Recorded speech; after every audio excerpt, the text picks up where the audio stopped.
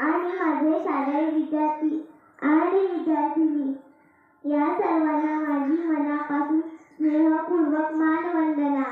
मी आरुषी रवींद्र डांगे, इयत्ता 3री, जिल्हा परिषद आदर्श शाळा हातकंबा डांगेवाडी।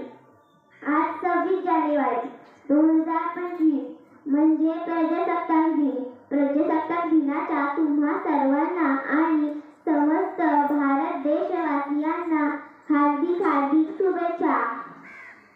15 ऑगस्ट 1947 रोजी आपला भारत देश जरी स्वतंत्र झाला असला तरीही आपल्या देशातील जनता विविध तुकड्यात दिशाहीन व भरकटलेल्या अवस्थेत होती। आपल्या भारताचे स्वातंत्र्य अबाधित ठेवण्यासाठी आवश्यक होते नियमावली। सन 26 जानेवारी 1950 रोजी नियमावली ऐवजी लोकशाही पद्धतीने संविधानाची अंमलबजावणी करण्यात आली।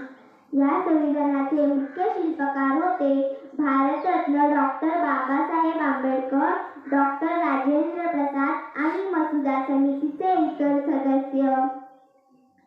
भारतीय संविधान हे प्रजासत्ताक दिनाचा मूळ गाभा आहे। या संविधानाने आपल्याला अधिकार, कर्तव्य आणि लोकशाही पद्धतीने राहण्याची मूल्य दिली। समस्त भारत देशवासियांना आज भारताचे नागरिक होण्याचे भाग्य लाभले।